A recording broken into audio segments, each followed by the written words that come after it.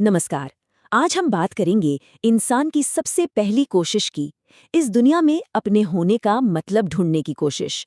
और जानते हैं ये कोशिश किस शक्ल में हुई? कहानियों की शक्ल में। तो चलिए शुरू करते हैं ये बड़ा ही दिलचस्प सफर। जरा सोचिए, एक ऐसी दुनिया के बारे में जहां साइंस नहीं थी। हर सवाल का जवाब भई चांद सितारों में या बदलते मौसम में ढूंढा जाता था। तो जब हमारे पुरखों ने महसूस किया कि उनसे भी बड़ी कोई अनदेखी ताकतें हैं, तो सबसे बड़ा सवाल क्या था? यही कि इन ताकतों को, इन देवताओं को आखिर समझा कैसे जाए और दूसरों को समझाया कैसे जाए। और जवाब जवाब बहुत सिंपल था, पर बहुत गहरा। कहानियों के जरिए। देखिए, सिर्फ ये मान लेना काफी नहीं था कि कोई पावर है। इंसान को तो क्यों का जवाब चाहिए था, हर चीज के पीछे की वजह, उसके पीछे का मकसद। और इन सबको एक साथ जोड़ने का काम किया कहानियों ने। और यहीं से हमारी आज की बातचीत की असली जड़ शुरू होती है। हमें जो मिथक या मिथ शब्द है ना, उसके असली मतलब को फिर से पकड़ना होगा, क्योंकि आज के जमाने में हम इसे बिल्कुल गलत समझते हैं। अच्छा, आज की तारीख में जब कोई मिथक शब्द सुनता है तो दिमाग में क्या आता है? यही ना कि ये कोई झूठ है, कोई मनगढ़ंत कहानी है। पर सबसे मजेदार बात जानते हैं क्या है? इसका असली मतलब ठीक इसका उल्टा है। मिथक झूठ नहीं था, वो तो एक गहरे सच को, जो अनुभव से आया हो, उसे समझाने का एक तरीका था। तो सबसे जरूरी बात जो हमें समझनी है वो ये है, मिथक का काम सच को छुपाना नहीं था, बल्कि उसे एक शक्ल देना था, एक कहानी का रूप देना था।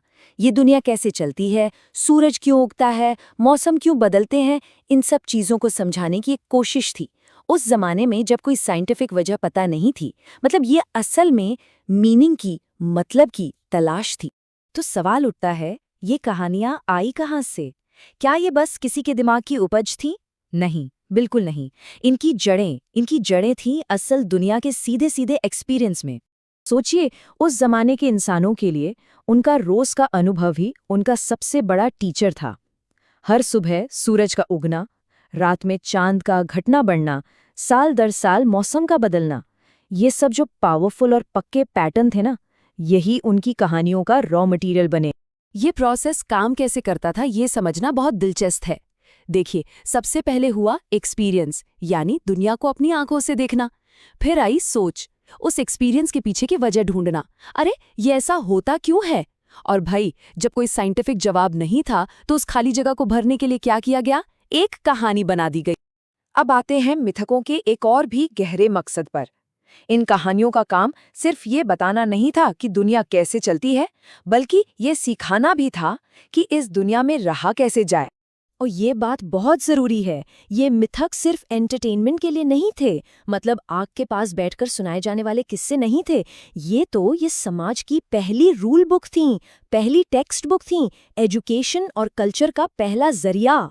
देवताओं और हीरोज की इन कहानियों के अंदर असल में समाज को चलाने के नियम छुपे थे। जैसे प्रोमीथियस की कहानी को ही ले लीजिए, देवताओं से आग चुराकर इंसानों को दे देना। ये सिर्फ एक एडवेंचर की कहानी नहीं है, ये कहानी सिखाती है त्याग के बारे में, तरक्की की कीमत के बारे में और अथॉरिटी को चैलेंज करने के अंजाम के बारे में। इन कहानियों से पता चलता था कि सही क्या है, गलत क्या है और नेचर के साथ बैलेंस बनाकर कैसे रहना है। असल में मिथक तो ऑर्गेनाइज्ड धर्मों और लिखी हुई किताबों से भी पहले की चीज है। ये सोच को एक स्ट्रक्चर देने का और नॉलेज को एक पीढ़ी से दूसरी पीढ़ी तक पहुंचाने का पहला सिस्टमैटिक तरीका थे।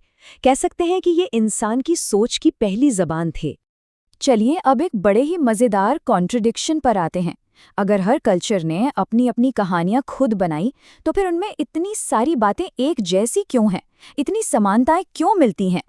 ये एक बहुत बड़ा सवाल है। मतलब दुनिया के अलग अलग कोनों में जो सिविलाइजेशंस थी, जिन्होंने शायद कभी एक दूसरे को देखा तक नहीं, उन्होंने एक जैसी कहानियां कैसे बना ली? और इसका जवाब इस एक लाइन में छिपा है। क्योंकि भले ही कहानियों के किरदार अलग हों, घटनाएं अलग हों, लेकिन उनके पीछे का जो ह्यूमन एक्सपीरियंस है, जो फीलिंग्स हैं, जो ज़रूरतें हैं, वो तो हर जगह एक जैसी ही है। कोई इंसान कहीं भी रहे, डर और उम्मीद, जिंदगी और मौत, ये अनुभव तो सबके लिए एक ही है।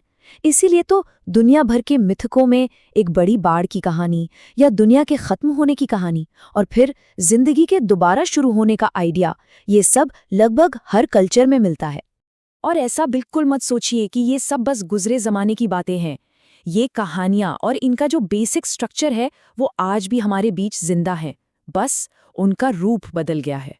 पुराने जमाने के मिथकों से लेकर आज की हमारी फेवरेट सुपर हीरो मूवीज और फैंटेसी नॉवेल्स तक एक सीधी लाइन खींची जा सकती है। कहानी सुनाने का प्लेटफॉर्म बदल गया, टेक्नोलॉजी बदल गई, लेकिन कहानी की जो आत्मा है, उसका जो कोर स्ट्रक्चर है, वो आज भी वही है। जरा सोचिए, एक हीरो जो मुश्किलों से लड़ता है, एक विलन जो उसके रास्ते में आता है, अच्छाई और बुराई की लड़ाई, और आखिर में किसी बड़ी चीज के लिए सैक्रिफाइस। ये सारे एलिमेंट्स, ये सब सीधे सीधे हजारों साल पुराने मिथकों से ही तो उठाए गए हैं। तो अगली बार जब कोई पुराना मिथक सुने या पढ़ें, तो ये याद रखिएगा कि वो सिर्फ एक कहानी नहीं है। वो इस बात का रिकॉर्ड है कि इंसानों ने इस दुनिया को और खुद को समझने की पहले कोशिश कैसे की। वो असल में ह्यूमन कॉन्शियसनेस की हिस्ट्री है। और ये सारी बातचीत हमें एक आखिरी सवाल पर लाकर छोड़ देती है। हजारों साल गुजरने के बाद भी ये इतनी पावरफुल और अमर कहानियां आज हमें हमारे खुद के बारे में क्या बताती हैं? इस पर जरूर सोचिएगा।